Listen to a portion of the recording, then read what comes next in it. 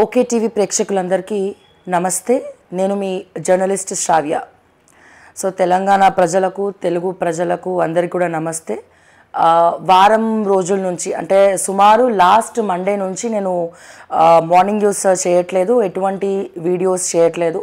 So okay టీవీలో స్క్రీన్లో కనిపించకపోయేసరికి చాలామంది అంటే ఆఫీస్ నెంబర్స్కి కాల్ చేస్తున్నారు, ఏమైంది శ్రావ్య గారు ఎందుకు మార్నింగ్ న్యూస్ చేయట్లేదు అని చెప్పి. కొంతమంది ప్రేమతో కొంతమంది కాల్ చేస్తున్నారు, ఏమైంది చెప్పండి అని చెప్పి. ఇంకొంతమంది ఏంటంటే శ్రావ్య ఛానల్ అమ్మేసిందని, ఇంకొంతమంది లేదు శ్రావ్యని అరెస్ట్ చేసి జైలుకి తీసుకెళ్లారని ఇంకొంతమంది.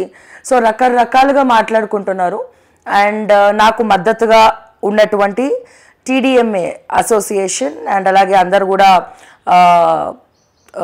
మొన్న TDMA association president Puppala Rajinikanth గారు వచ్చి చూడడం జరిగింది.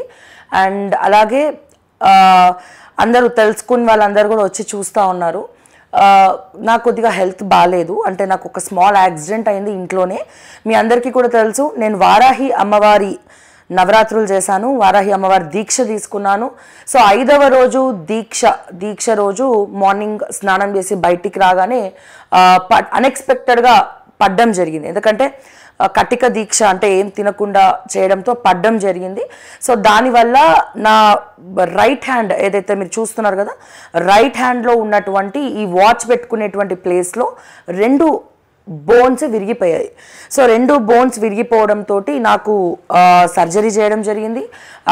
సర్జరీలో లైక్ హ్యాండ్లో 2 ప్లేట్స్ వేయడం జరిగింది. అండ్ అలాగే మజిల్ బలంగా దెబ్బతినడం వల్ల చెయ్యి చాలా స్వెల్లింగ్ వచ్చింది. సో నేను ఒక 2 days అయిందండి డిశ్చార్జ్ అయ్యి హాస్పిటల్ నుంచి. సో టోటల్ డాక్టర్ చెయ్యి ఎక్కడ మూవ్ చేయొద్దు, బెడ్ రెస్ట్ చెప్పారు. ఒక 15 days to 1 month బెడ్ రెస్ట్లో ఉన్నాను.